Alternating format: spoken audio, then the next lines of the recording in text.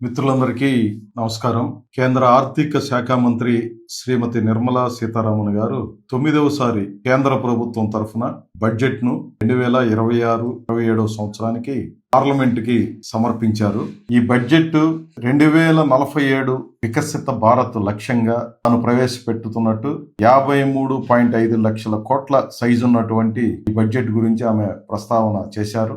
ఇందులో అనేక అంశాలని ఏప్రిల్ 1వ తారీఖు నుంచి ఆదాయ పన్ను చట్టంలో మార్పులతోటి కొత్త పన్ను అమల్లోకి వస్తుంది. దాదాపు 50% పైగా సెక్షన్లు దీంట్లో కుదించారు, సరళీకరించామని చెప్పారు. సామాన్యుడు కూడా నేరుగా ఐటీ రిటర్న్ దాఖలు చేసుకోవడానికి తోడ్పడే పద్ధతిలో ఇది ఉంటుందని చెప్పి ఆమె ప్రకటన చేశారు. ఉద్యోగులు, సాధారణమైనటువంటి వాళ్ళు, వ్యక్తిగత ఆదాయపు పన్ను రాయితీకి సంబంధించి కొన్ని ఎక్స్పెక్టేషన్స్తో ఉన్న వాళ్ళకందరూ కూడా నిరాశ కలిగించే పద్ధతిలోనే ఆమె ప్రతిపాదనలు ఉన్నాయి.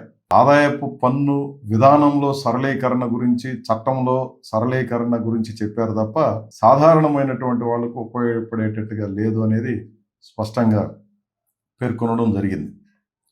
అదే మాదిరి ఆమె అనేక అంశాలని ప్రస్తావన చేశారు.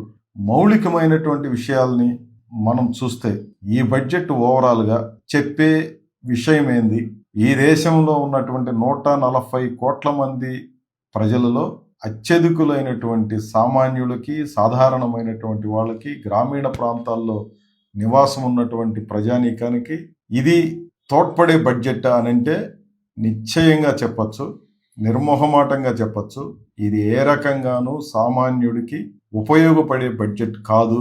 గతంలో ఎప్పటికంటే కూడా తీవ్రమైన నిరాశను మిగిల్చినటువంటి బడ్జెట్ అని చెప్పి 100% చెప్పచ్చు. టీవీ ఛానల్స్లో అదే మాదిరి ఇంటలెక్చువల్స్గా ఉన్నటువంటి వాళ్ళు, లేదా బడ్జెట్ని విశ్లేషణ చేసేటి వాళ్ళు, ఆర్థిక రంగ నిపుణులు చాలా మంది టీవీ ఛానల్స్లో మాట్లాడుతున్నది ఏమంటే ఇది నిరాశ కలిగిస్తూ ఉంది. ముఖ్యంగా ఇన్వెస్టర్స్కి చాలా పెద్ద నిరాశను కలిగించింది అని చెప్పి, సంపన్నులు కూడా ఇది నిరాశను మిగిల్చింది అని చెప్పేటువంటి చర్చ మొదలైంది. దీన్ని దేని ఆధారంగా నేను చెప్తున్నానంటే, స్టాక్ మార్కెట్ సెన్సెక్స్ కానీ నిఫ్టీ పాయింట్లు నిర్మలా సీతారామన్ గారు బడ్జెట్ ప్రవేశపెట్టినప్పుడు లాభాల్లో చేయించింది. ప్రవేశపెట్టి ఆమె ప్రసంగం ఒక అరగంట సేపు నడిచినంత వరకు, లేదా గంట దాకా దగ్గర నడుస్తున్నంత వరకు సెన్సెక్స్ లాభాల బాటలో చూపిస్తా ఉంది. ఆమె బడ్జెట్ ముగిసే సమయానికి దాదాపు ఒక దశలో సెన్సెక్స్ 2000 పాయింట్ల దాకా పోయి నష్టపోయింది. ఒక్కసారిగా స్టాక్ మార్కెట్ కుప్పకూలిపోయిందని చెప్పి వార్తలు రావడం ప్రారంభమైంది. నిఫ్టీ కూడా అదే మాదిరి 200 పాయింట్ల నష్టం బడ్జెట్ ముగిసే సమయానుకుంటే దాదాపు గంట తర్వాతకు వచ్చేటప్పటికి 600 పాయింట్లకి కూలిపోయింది అని చెప్పి, కుప్పకూలిపోయింది స్టాక్ మార్కెట్లో అని చెప్పి ఒక పెద్ద చర్చ, స్క్రోలింగ్స్ ఇవన్నీ కూడా టీవీల్లో రావడం. అదే మాదిరి చాలా మంది చర్చలు, అంటే సంపన్నులు కూడా ఇదేం ఒరిగా పెట్టలేదు అన్నటువంటి చర్చ మరోవైపు చర్చ మొదలైనటువంటి విషయాన్ని నేను మీ దృష్టికి తీసుకొస్తున్నాను. అంటే ఇది సంపన్నులకి ఉపయోగపడకుండా సామాన్యుడికి ఉపయోగపడకుండా ఎవరికి ఉపయోగపడింది అని చెప్పి చూస్తే దాంట్లో ఏమాత్రం సందేహం లేదు, ఇది పూర్తిగా సంపన్నులకి, కార్పొరేట్ శక్తులకి అనుకూలమైనటువంటి బడ్జెట్. దాంట్లో ఏమి వేరే మాట ఏమీ ఉండాల్సినటువంటి అవసరం లేదు. ఎందుకు వాళ్ళు కూడా నిరాశ చెందారనంటే, వాళ్ళు అనుకున్న స్థాయిలో వాళ్ళ ఎక్స్పెక్టేషన్స్కి అనుగుణంగా ఈరోజు మా లాభాల వేగం మరింత పెరగడానికి తోడ్పడేటట్టుగా లేదు అనేది వాళ్ళ అంచనాలాగా ఉంది. అందుకనే ఈ స్టాక్ మార్కెట్ మొత్తం కుప్పకూలిపోయింది అన్నటువంటి చర్చ మొదలైంది. ఇక్కడ మనం గమనించాల్సినటువంటి అంశాలు ప్రధానమైనవి ఏమంటే, వాస్తవంగా ఆర్థిక సర్వే ఫైనాన్షియల్గా ఈ దేశం తీవ్రం ఒక గడ్డు పరిస్థితిని ఎదుర్కొంటా ఉంది. ఈ బడ్జెట్లో దానికి పరిష్కారాన్ని చూపాలని చెప్పి ఆర్థిక సర్వేలు సూచించారు. పోటీతత్వం పెరగాలి, ప్రధానమైనటువంటి అంశాలు ఆర్థిక సర్వేకి చాలా సూచనలు చేశారు. ఆర్థికంగా సంక్షోభం మాటున ఉంది అన్నటువంటి అర్థంలోనే ఆర్థిక సర్వే చెప్పింది. కానీ బడ్జెట్లో దాన్ని ఏమి అంగీకరిస్తూ నిర్మలా సీతారామన్ గారు ఏం మాట్లాడలేదు. ఆర్థికంగా చాలా బలోపేతమైనటువంటి స్థితిలో ఉంది భారతదేశం. నెంబర్ 1 స్థానంలో మనం ఉన్నాం. మన జీడిపి ఏమి తగ్గలేదు. మన సంస్కరణల్ని యథాతథంగా కొనసాగిస్తున్నాము. అంతర్జాతీయ మార్కెట్లో పోటీతత్వాన్ని కలిగి ఉంది ఈ దేశం. ఎగుమతుల మీద ఆధారపడి లేము, మనం భయం సిద్ధంగానే బలీయమైనటువంటి స్థితిలో ఉన్నాము అని చెప్పి ఆర్థిక సర్వేలో చెప్పిన దానికి భిన్నమైనటువంటి పద్ధతిలో ఏమో ప్రసంగం, కొనసాగింది. వాస్తవంగా ఈ బడ్జెట్ ప్రజల్ని పట్టించుకునే బడ్జెట్ అయితే వేటి గురించి ప్రస్తావన ఉండాలి అని చెప్పి చాలా మంది ఇంటలెక్చువల్స్ కానీ లేదా ఈ దేశంలో మౌలికమైనటువంటి సమస్యలు ఏమున్నాయో వాటిని ప్రశ్నించాలి లేదా వాటికి పరిష్కారాలు చూపాలనుకున్నటువంటి వాళ్ళు ప్రధానమైనటువంటి చర్చ చేసింది ఏమనంటే నిరుద్యోగ సమస్య. దేశం ఎదుర్కొంటున్నటువంటి పెద్ద సమస్యల్లో ఇప్పుడు నిరుద్యోగ సమస్య చాలా ప్రబలంగా ముందుకొచ్చింది. ఆర్టిఫిషియల్ ఇంటెలిజెన్స్ ఇంట్రడ్యూస్ చేయబడిన తరువాత ఇప్పుడు దేశంలో అతిపెద్ద సవాలుగా మారింది ఆర్టిఫిషియల్ ఇంటెలిజెన్స్, ఏఐ అనేది. ఈ కారణంగా చాలా పెద్ద ఎత్తున నిరుద్యోగం రాబోతోంది. పెద్ద పెద్ద సంస్థల్లో ఉద్యోగాలు తీసేయబోతున్నారు. తాజాగా అమెజాన్లో కూడా 16,000 మంది ఉద్యోగుల్ని మన బడ్జెట్ ప్రవేశపెట్టడానికి 3-4 రోజుల ముందు 16,000 మంది ఉద్యోగుల్ని అమెజాన్ లాంటి కంపెనీలో తీసేశారు. ఇది ఒక అమెజాన్ కాదు, కార్పొరేట్ సెక్టర్ మొత్తం ఈ సమస్య ఉన్నటువంటి ఉద్యోగాలు కూడా కోల్పోయే పరిస్థితి ఏర్పడినటువంటి తరుణంలో దీన్ని ఎట్లా ఎదుర్కోవాలనేది ఈ బడ్జెట్లో కనీసమైనటువంటి ప్రస్తావన లేదు. ప్రస్తావన లేకపోగా ఈ సంస్కరణల ద్వారానే ఉపాధి కల్పనని మేము మరింత పెంచుతాము అని చెప్పి నిర్మలా సీతారామన్ గారు దాంట్లో చెప్పడం అనేది ఏ రకంగానూ ఈ సమస్యను పట్టించుకున్నట్టుగా మనకు కనపడదు. అదే మాదిరి ఉపాధి హామీ పథకం కొద్ది రోజుల ముందే ఈ చట్టానికి మార్పు చేశారు, గాంధీ పేరును తీసేశారు, దాని రోజులను తగ్గించారు, రకరకాల మార్పులు చేసి అల్టిమేట్ గా ఈ పథకాన్ని నిర్వీర్యం చేసి ఈ పథకం గురించిన ప్రస్తావన అయినా దీంట్లో ఉంటుంది, ఏదో మార్పు ఉంటుంది అని చెప్పి చాలా మంది ఆశించారు. అది కనపడలేదు. వాస్తవంగా కరోనా సమయంలో 2008వ సంవత్సరంలో ఆర్థిక సంక్షోభం ఈ దేశంలో ఏర్పడినటువంటి తరుణంలో ఈ దేశానికి ఏదైనా ఉపయోగపడింది, ప్రజలను ఆదుకున్నది ఏమన్నా ఒక పథకం ఉందంటే అది మహాత్మా గాంధీ పేరుతో ఉన్నటువంటి ఉపాధి హామీ పథకం, ఉపాధి హామీ చట్టం అనేది ఈ దేశాన్ని కాపాడింది. ఆ అంశాన్ని విస్మరించి ఈ బడ్జెట్లో దాని గురించి ప్రస్తావన కూడా ఏమీ లేకుండా ఉండడం అనేది మనకు కనిపిస్తుంది. అదే మాది ధరల పెరుగుదల, ఇదొక సీరియస్ అంశంగా ఉంది. ధరల పెరుగుదల గురించి ప్రస్తావన లేకపోవడం స్పష్టంగా కనిపించింది. సరుకుల ధరలు విపరీతంగా పెరిగినాయి. సామాన్యుని వినియోగించే నిత్యావసర వస్తువుల ధరలు విపరీతంగా పెరిగినాయి. చాలా తీవ్రమైనటువంటి పరిస్థితి ఉంది. పెట్రోలు, డీజిల్, గ్యాస్ ధరలని తగ్గిస్తారని చెప్పి ఆశిస్తే అదేమీ ఈ దీంట్లో కనబడకపోవడం అనేది ఒక ప్రత్యేకంగా మనకు కనిపిస్తుంది. డీజిల్ ధరలు ముఖ్యంగా పెరగడం వల్ల సరుకుల ధరలు ఈ కాలంలో విపరీతంగా పెరిగింది. దీని ప్రభావం సరుకు రవాణా మీద పడి చాలా పెద్ద ఇబ్బందులు ఉన్నటువంటి స్థితిలో దీని గురించి కూడా ప్రస్తావన చేయకపోవడం అనేది ఒక పెద్ద సమస్యగా మనం గమనించవచ్చు. ఎరువులు సమస్య చాలా తీవ్రంగా ఉంది దేశంలో. ఎరువుల ధర గురించి కానీ వీటి గురించి ప్రస్తావన లేదు. ఇది కూడా ఒక ముఖ్యమైనటువంటి అంశంగానే మనం గమనించాలి. సబ్సిడీల గురించి, రాయితీల గురించి, ప్రజలకు ఉపయోగపడే ఏ రకమైనటువంటి చర్య దీంట్లో ప్రకటించకపోవడం అనేది ఒక ముఖ్యమైనటువంటి సమస్యగా మనం భావించాలి. కొనుగోలు శక్తి లేదు. ఇప్పుడు లేబర్ కోడ్స్ అమలు, వీటి మీద ఫిబ్రవరి 12వ తారీఖున చాలా పెద్ద ఎత్తున ఆందోళనకి పోతున్నారు. కనీస వేతనం 26,000 ఉండాలని చెప్పి డిమాండ్ దీంట్లో ప్రధానంగా ఉంది.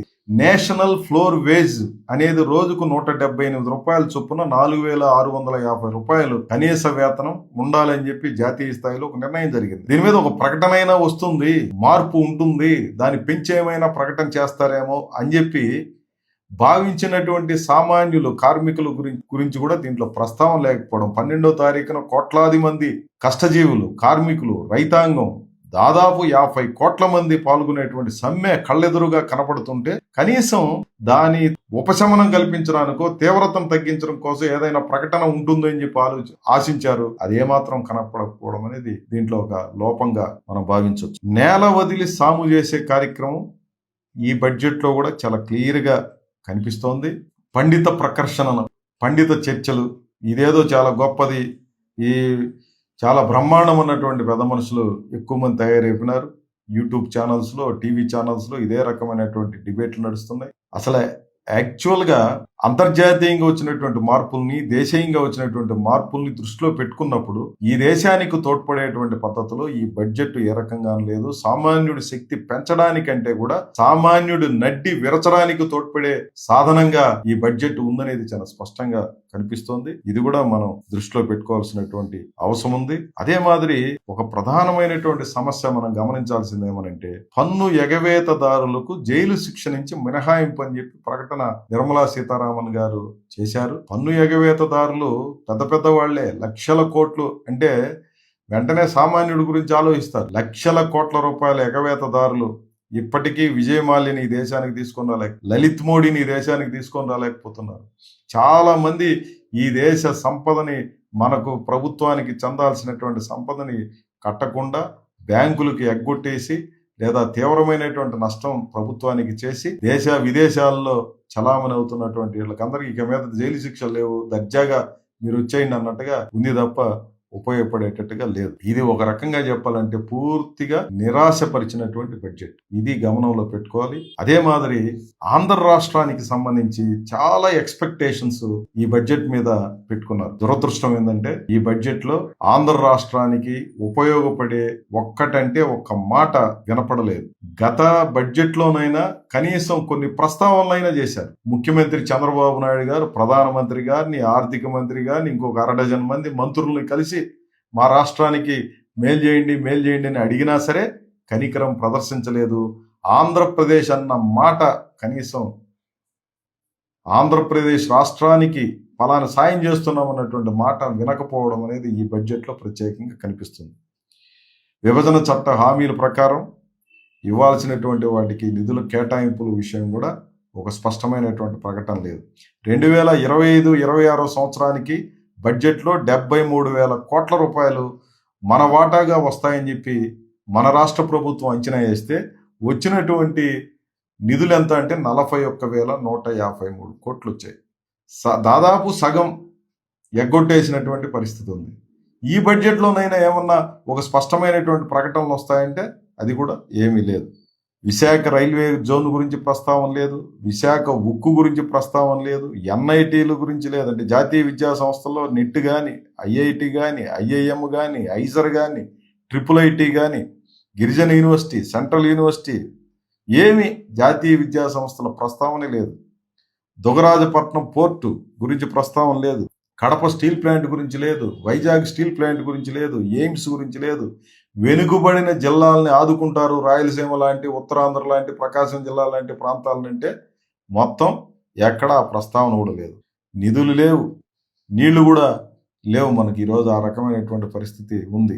అట్లాంటి నీళ్లు కూడా లేనటువంటి నీటిపారుదల శాఖ రంగాన్ని ఏమైనా స్ట్రెంథన్ చేయడానికి తోడ్పడతారేమో అనుకుంటే అది కూడా లేదు. 2 లక్షల కోట్ల రూపాయలు కావాలి ఈ రోజున ఆంధ్ర రాష్ట్రంలో పెండింగ్ లో ఉన్నటువంటి ప్రాజెక్టుల నిర్మాణం పూర్తి కావాలని. గత ఏడాది 6,200 కోట్ల రూపాయలు ఇచ్చారు. ఈ ఏడాది అసలు మాట మాత్రం కూడా ఏమి ప్రకటన కూడా చేయలేదు. మామూలుగా విధిల్చే కార్యక్రమం చేస్తారు, ఎంతో కొంత ఇస్తారు, కానీ ప్రయారిటీస్ ఈరోజు ఆంధ్ర రాష్ట్రానికి ప్రయారిటీగా అనుకున్నప్పుడు ఏమనంటే ఇవి ప్రాజెక్టులు. పోలవరం ప్రధానమైంది, అమరావతి రాజధాని ప్రధానమైంది, వెనుకబడిన ప్రాంతాలకి నిధుల కేటాయింపు ప్రధానమైంది, రైల్వే జోన్ ప్రధానమైంది, విభజిత చట్టంలో ఏమైతే పేర్కొన్నా అట్లాంటివన్నీ ప్రధానం. వాటన్నిటి గురించి ప్రస్తావనలు, కేటాయింపులు, ప్రత్యేకంగా ఇంత కేటాయింపులు అన్నటువంటిది ఏమీ లేదు. 7 హై స్పీడ్ రైళ్లని ప్రకటన చేశారు. ఒక్కటైనా ఆంధ్ర రాష్ట్రంలో నడిచే ట్రైన్ ఉందా? లేదా చెన్నై, బెంగళూరు ఇట్లా ఆంధ్ర రాష్ట్రం మీదుగా 1-2 జిల్లాల మీదుగా పోయేది మినహా ఇంకెక్కడుంది? హై స్పీడ్ రైలు కూడా మనకు కేటాయించినటువంటి పరిస్థితి. అండతోనే కేంద్ర ప్రభుత్వం నడుస్తోందని చెప్పి కూటమి పెద్దలు జబ్బలు జరుచుకోవడం తప్ప ఇక్కడ ఏ రకమైనటువంటి కేటాయింపులు లేకపోవడం అనేది ఒక దురదృష్టకరమైనటువంటి పరిణామంగా మనం గమనించవచ్చు. అదే మాదిరి మున్సిపల్ రంగానికి సంబంధించి పట్టణ ప్రాంతాల్లో ఆఖరికి గతంలో 1,600 కోట్లు కేటాయిస్తే అమరావతి రాజధానికి కూడా దాంట్లోనే ఖర్చు పెట్టుకోలేదు. పట్టణీకరణని బాగా పెంచాలి అనేది బడ్జెట్లో కాన్సెప్ట్గా చెప్పారు. అమరావతిని దాంట్లో చూపించి ప్రత్యేకంగా ప్రకటన చేసి ఉండొచ్చు. లేదా విజయవాడ, విశాఖ, తిరుపతి, విజయవాడ, గుంటూరు లాంటి ముఖ్యమైనటువంటి పట్టణాలన్నీ వీటికి గురించి ప్రస్తావన చేసి ఉండొచ్చు. కానీ ఆ రకమైనటువంటి ప్రస్తావనలు ఏమీ లేకపోవడం అనేది ఒక విచారకరం. పోలవరానికి కూడా బాధ్యత కేంద్ర ప్రభుత్వందే, కానీ కేటాయింపులు లేవు, చాలని నిధులు, చాలా ఇబ్బందికరమైనటువంటి పరిస్థితి ఉంటే దాని గురించి కూడా ఏ రకమైనటువంటి ప్రకటన లేకపోవడం అనేది చాలా మోసపూరితంగా, ముఖ్యంగా మన రాష్ట్రం పట్ల ఒక వివక్ష, ఊరికే మాటలు తప్ప ఏ రకంగానూ మనకు తోడ్పడేటట్టుగా ఈ బడ్జెట్లో కేటాయింపులు లేవు అనేది చాలా స్పష్టంగా కనిపిస్తుంది. 2026-27 బడ్జెట్ పూర్తిగా సామాన్యుడిని నిరాశపరిచే బడ్జెట్, ఆంధ్ర రాష్ట్రాన్ని దగా చేసినటువంటి బడ్జెట్గా భావించాలి అని చెప్పి నేను భావిస్తున్నాను.